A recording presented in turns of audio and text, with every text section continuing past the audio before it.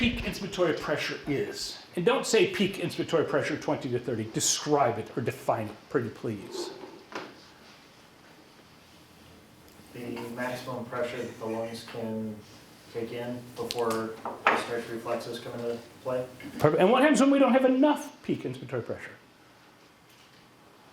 You said it earlier. Yeah, and they die, and that's rude. What if we have too much peak inspiratory pressure? Damage. Right? And what is pressure married to? Volume. The number one way to get your peak inspiratory pressure down is decrease your volume. Cool. Cool. So not only are we understanding terminology and confusing some of these terms, but we're also thinking critically how to make vent changes. Nice. We'll keep going with this. If you don't know this, please, I cannot help you. Bass Pro Shop is hiring. What? Yeah, in a minute. What is the normal respiratory rate in the adult male? Over 20. Good. Good. Normal respiratory rate in the adult male? Normal breaths per minute in the adult male? Normal frequency of respirations in the adult male? They're all the same. All those terminologies mean the exact same thing. And I heard somebody over here say 5 to 6. Tells me you're playing checkers, I'm playing chess. You're 3 steps ahead of me. Very nice. So let's go there, because you said so. You tell me, ladies and gentlemen, what patients, and I know you know this, don't overthink it, what patients need to exhale longer? CHF? Yeah, CHF, COPD, blue bloaters, pink puffers. Yeah? Asthma patients. So if I'm using a bag and a valve and a mask, I can squeeze. 1, 2, 3, 4, 5, 6, 7, 8. Squeeze.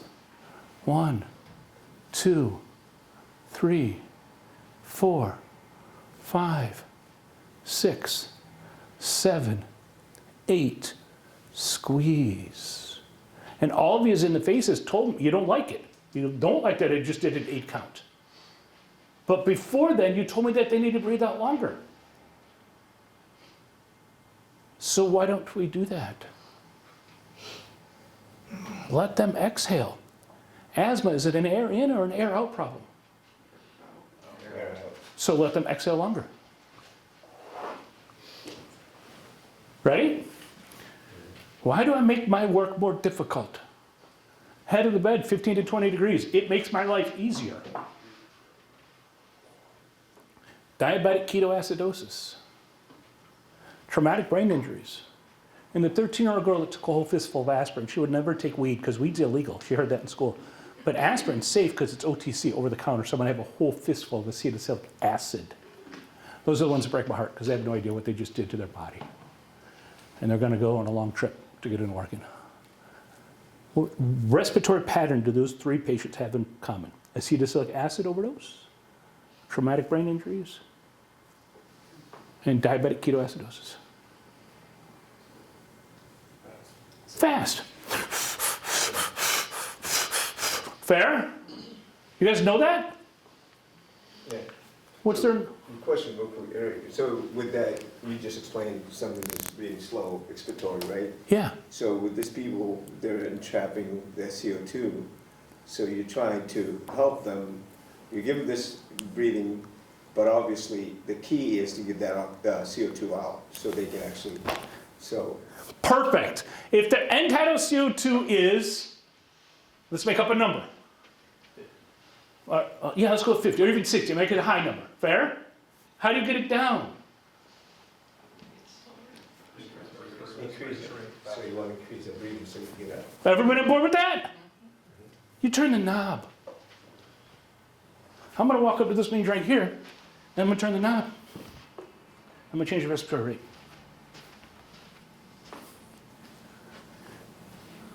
That's the only difference between your pathophysiology that's already in your brain. You already told me if it's up, I bag them faster, right? And you've already told me what patients need to breathe out longer and breathe out shorter. You already know mechanical ventilation. You guys are intelligent, you're progressive, your protocols allow this. I hate, it's a personal, a little preachy. I hate when people say, what are the appropriate vet settings for this patient? That's a crap statement.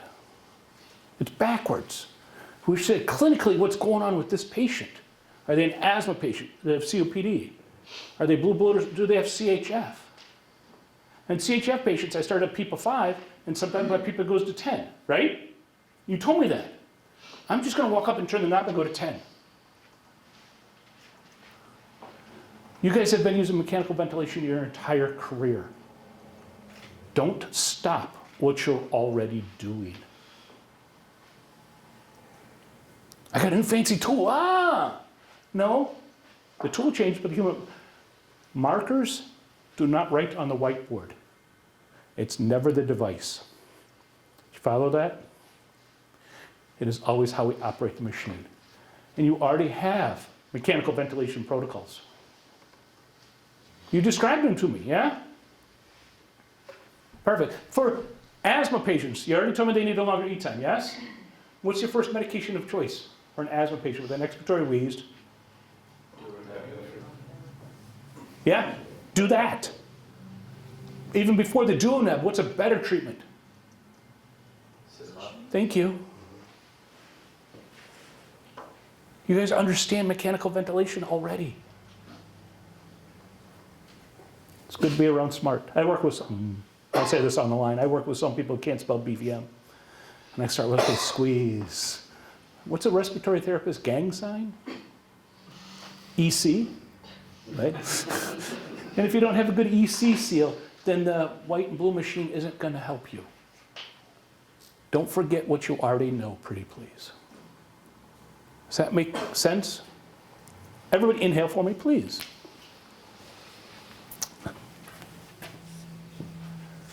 Normal inhalation phase. It's a really hard thing to describe because every time I say inhale, then everybody takes like 3 years, it takes a big old yawn. Go ahead and exhale. But normal time of inhalation is 1 to 2.5 seconds. That's how long it takes to inhale, normally. Fair? Fabulous. I times E ratio. Inhalation to exhalation ratio is 1 times 3. Yeah? What's normal respiratory rate in an adult male? Perfect. What's normal time of inhalation? What is the normal I times E ratio? Fabulous. So if I have a TI, if I have a time of inhalation of 1 second, yeah? And I have a 1 times 3 ratio, what's my E time? 3 seconds. Fabulous.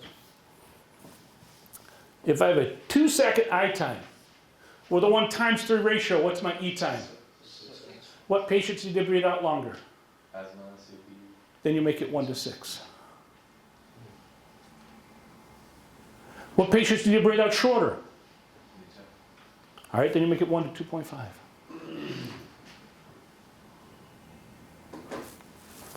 If I have a 1 second time of inhalation,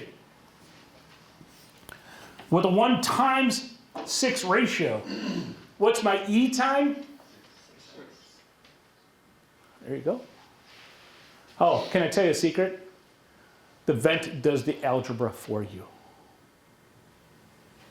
So if I turn either my respiratory rate or my TI or my I times E ratio, the other number calculates for you automatically on the vent. So you do not have to do math to do mechanical ventilation with I times E ratio anymore. It does it for you automatically. The smart people can do 10 breaths per 1 minute, that's 6 breaths every second, and it counts and all of that stuff. I can't do that. I just turn the knob and the vent does the math. The wisdom is to do it backwards. What patients I want to make the E time longer? Yeah, you already know that. If you're taking notes, write on your piece of paper number 1, number 2, and number 3. And I'll go over here. 1, 2, 3. If your SpO2 is low, how do you get it up? You're not allowed to tell me you don't understand mechanical ventilation. What does FiO2 stand for? Yeah, fraction of inspired oxygen. It's your oxygenation levels. If you know how to use a 4-gas meter and you don't know what FiO2 is, we're in trouble. Is that fair? By the way, in Portland, not Portland, Oregon, Oakland, California, the measured 4-gas meters are about 17 or 18%. In Neville Light in Neville, Maine, at 762, it's about 22 or 23% as that fresh ocean breeze comes off the water. Oh, it's so nice up there. But it's a metered changeable dose. So if your SpO2 is low, you turn up your FiO2. And how do you turn up your FiO2? Turn the knob, right? I don't have to go to the Christmas tree anymore and turn that and watch the bouncy thing come up and down. I can turn the knob on the front of the machine. How long have you been turning Christmas tree bouncy knob things for? Bouncy ball things for? Your entire career. This is not new information. They brought me a long way to teach you what you already know. It's a pleasure to be here. Fair? Perfect. Then, on your piece of paper, the number one way to change your SpO2 is to increase your FiO2. So far, so good? Perfect. Let's talk about Christopher Reeves. Gets tossed off a horse. Fractures C4, breathe no more. C5, stay alive. Can't move his diaphragm for phrenic nerve dysfunction. If I give him a non-rebreather with 100% FiO2, what happens? Nothing. Nothing. Absolutely nothing. He's going to die. Fair? What does he need? Mechanical ventilation. Yeah? You set pressure. He needs push. Squeeze. 1, 2, 3, 4, 5. Squeeze. Does he need oxygenation or ventilation? Yeah, why do we plug our bag valve masks into the wall? Right? The majority of patients don't need that. We've been doing that for 30 years. That's I mean, if they need oxygenation too, then give them both. But if they need ventilation, give them ventilation. And you guys know the difference between oxygenation and ventilation? If not, I can add about 3 more hours to this class and we can cover it. But that's what we go to school for. You got to know the difference. Number 2 way to change your SpO2. If your FiO2 is at 100% and it doesn't bump up at all, add pressure. Now let's find out if I'm a good instructor. I have self-confidence issues. Give me 3 terms for pressure. They all mean the same thing. Force. Force, I like that. I like that. What tool do I use? Force, I like it, yeah. I like that it pushes. But I use 3 mechanical tools or physiological terms that all mean the same thing. I can increase one of these 3 numbers or these 3 words. Before then, I'm not a good instructor. This is the very first thing I started with.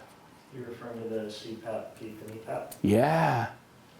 Then number 2, if their sats don't go up, give them more PEEP. And I can write here, number 2, I can write PEEP. Or I can write CPAP there, or I can write EPAP. Everybody on board, it's the same thing. If you go to critical care transport school, the fly guys, they go into math formulas behind this. In the back of a bus, if you guys got 5-minute transports, I'm not doing the math. Oh, by the way, pop quiz, back to paramedic school, or EMT school. What does anoxic encephalopathy describe? Dane Bramage, right? Big medical word for Dane Bramage. How can the Dane go without Bramage before it Bramaged? Lack of oxygen in the brain, how long? Yeah, irreversible 10. Again, this changes 3 to 5. If you read a ski patrol text or wilderness first responder text, all of these words describe different time lengths, which is funny to me. But at the end of the day, if your transport times are less than 5 minutes, none of this stuff matters. If you have transport times more than 5 minutes, you got to fix the anoxic insult. And how do you do that? If their SpO2 is low, give them more. And if they need ventilation, then don't give them oxygenation, give them ventilation. I'm simply asking you to turn the knob. How much do I weigh? 190. Zoll's been good to me. I haven't been 190 since I've been teaching. I haven't seen one, but write that down. Will you write 190 down for me, please? 210, 230. Oh, what'd you say? 230. Yeah. When I started teaching full time 6 years ago, I came in at 190. Since then, Zoll has been very good to me. For those people that know, I'm going to teach this incorrectly first. So if you know what I'm doing wrong, please don't correct me. I'm purposely going to do it wrong. Tidal volume, 6 to 8 mLs per kilogram.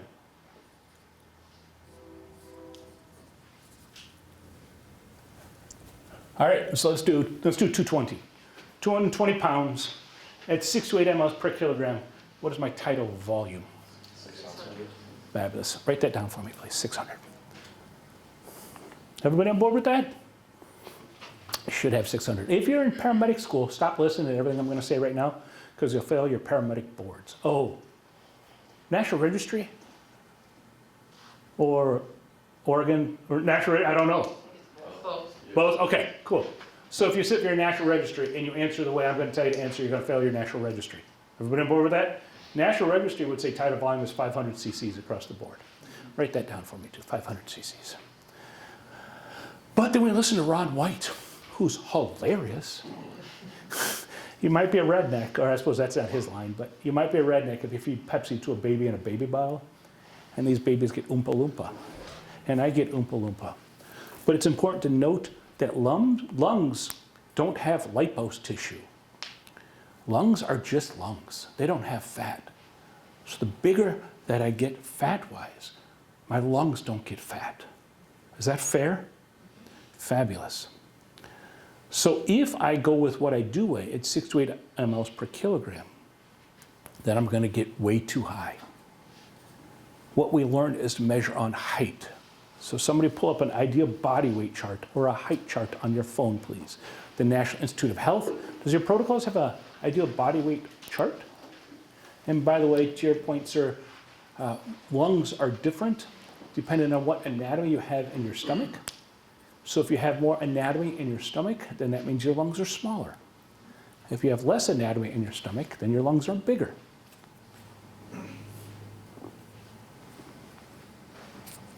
And I identify as a dude. So when you get your ideal body weight chart, you should look up 6 feet tall, by the way. Did you pull one out? Do you have an ideal body weight chart? Yeah, I got a few. Yeah, pass these out.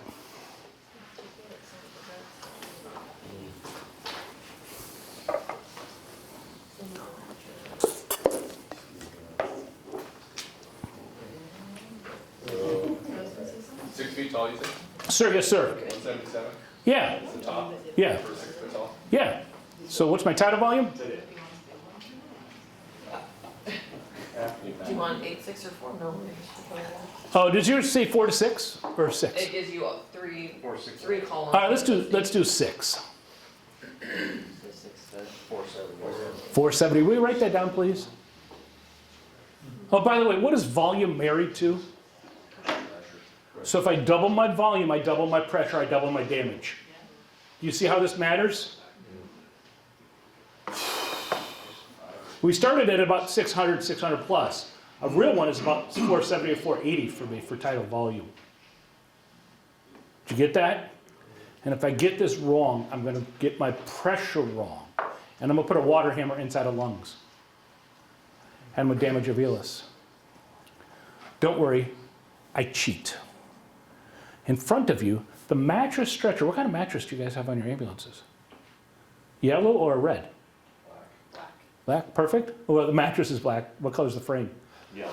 Yeah, okay, good. Yellow, right? That's 6 feet tall. Your stretcher mattress is 6 feet tall. So when I put a patient on there, I can already measure them because they're on a known device. So you should know where it bends and articulates, what that distance is. Do you guys use the over-shoulder seatbelt straps? Yeah? No? Or, no? I heard 3 different answers there. So each strap that you have, right, you should know where that height is. So when you put your patient on there, it's a slick way to measure it. and I go to the chart. And then just use the chart to cheat. I'm not doing math in a 5-minute ambulance trip. I'm not doing it. By the way, tidal volume of 500. That tells me that a patient, according to the chart you're looking with, if their tidal volume is 500, then they should be at least 6 feet tall. So if you're doing an interfacility transport and that team gives you a tidal volume of 500, if that patient is not 6 feet tall, you have to ask why. And a lot of times there are great reasons for why. Did you follow that? Let me talk about, I'm not making this up, and this is a story I can record because I learned a lot from these guys. I was working in West Virginia with 3 guys in the class in West Virginia. Yes, their names were Bubba, Bubba, and Bubba. True story. And they're mammies and pappies. Their words mine. Their words describe themselves as hicks from the mountains.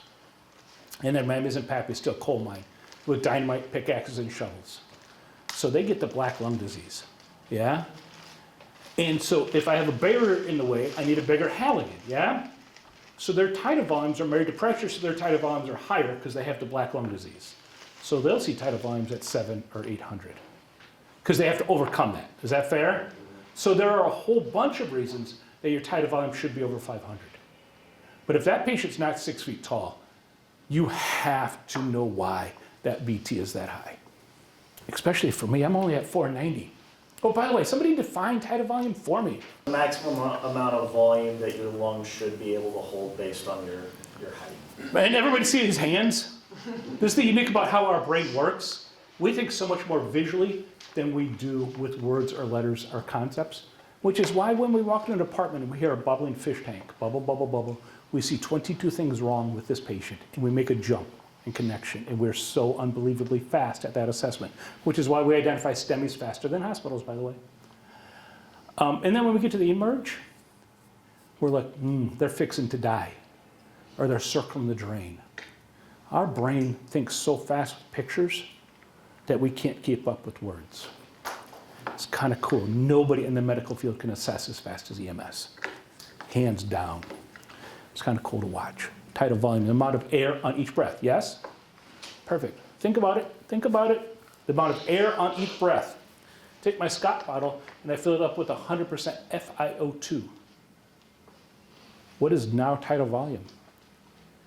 It is no longer the amount of air, it's now the amount of? There you go. What's the third way to fix your oxygenation? Increase tidal volume. If they're not breathing well, give them more volume. Can your volume be too high? Yeah. What happens when it's too high? Yeah. What happens when it's too low? Dead. Hypoxic.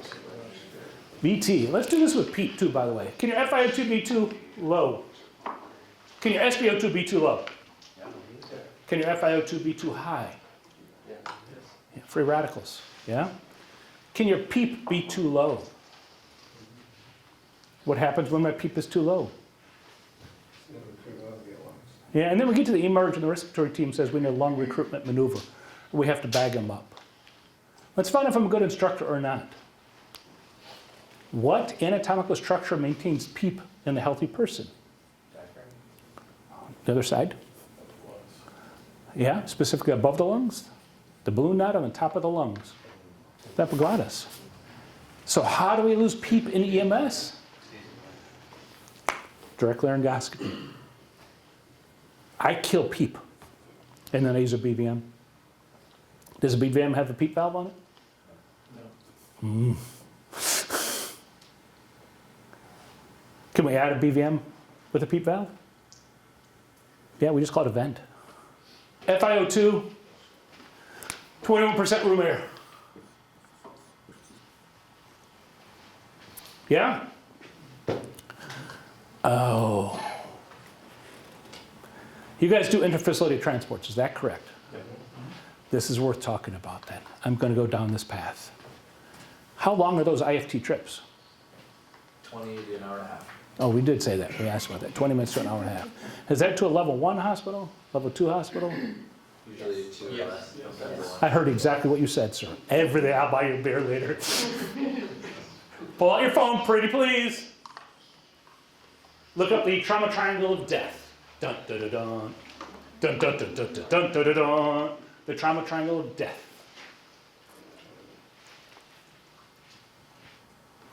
And you guys, ladies and germs, tell me about the trauma triangle of death. Dun, dun, dun, dun. Hypothermia, acidosis, and coagulopathy. Yeah, I'm not going to spell those big words. Let me just start with H and H. Please, somebody look up H and H.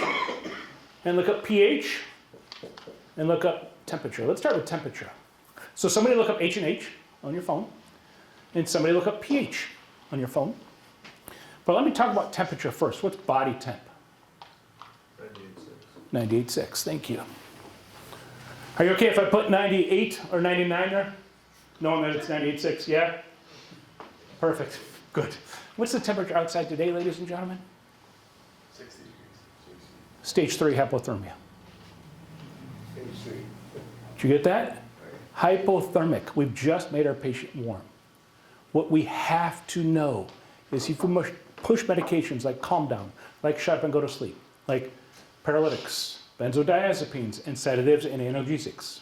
Not only do you take their ability to breathe, but you take their ability to thermoregulate. They can't keep warm anymore. And I caused that. That's my fault. I took their temperature from them. My responsibility now is to? Keep them warm. Yeah. Stop transporting patients in a hospital gown in a bath blanket. You're like, it's beautiful out. No, it's not. They're in hypothermia. That patient needs to be 100 degrees, please. Pretty please. Heated IV saline? Do you see why? Yeah? 100 degrees, pretty please. Manage that on your trips. Because if you don't, I'm going to, you said about an hour and a half? Okay, let's stick with an hour. What hospital is an hour and a half away? Help me out. Portland? Okay, so if I'm going here, Portland, it's an hour and a half away. 45 minutes is halfway, yeah? How long does VEC last? 1 hour, 45 minutes to an hour. Everybody on board with that? So I want to know then what's 45 minutes from here. If I'm going from here to Portland, what's 45 minutes away? What is it? Woodburn Hospital. Okay, Woodburn. Even if I got Mario Unsteady driving up front, I need to tell me I'm 5 minutes away from Woodburn. Hey, we're coming up to Woodburn. Why do I need to know that? Did you follow that? And if I don't, and the patient wakes up and bucks the vent, I'm going to get a high pressure alarm. And your next question is going to be, how do I fix the alarm? I'm going to say, we don't fix vents, we fix patients. Don't treat your monitor, treat your patient. Yeah, and I'll spend more time on that. But do you see the direct connection? If they're burning and their base metabolic rate is screaming high, and they can't shiver anymore because I've taken that away, right? So if I don't give them a heated blanket, if I don't give them a wool blanket when it's summer outside, then they're going to buck the vent. They're going to run through my VEC faster, and they're going to wake up about 30 minutes away. I'm going to get a high pressure alarm. So the number one way is BLS airway. Right? You hear me say it? Number 2 way is keep the patient warm to avoid alarms. It becomes predictable. You're going to get an alarm if you don't give them a blanket. And you got to know before you go. You have to know your med math.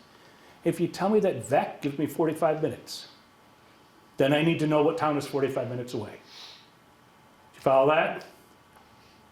I got to do the math, and I don't get to be surprised when he wakes up and bucks the vent. Now here's the crappy part about that. There's an axiom of medicine. There's a lot of articles on this. New England Journal of Medicine has published on this. PubMed has published on this. When you increase stimulus, you have to increase sedation. So in the eMERGE, that mattress is 1 foot thick with 42 heated blankets and 54 pillows. If I gave you a heated blanket right now, what would you do? Yeah. And then we get a dram of Versed and they're happy.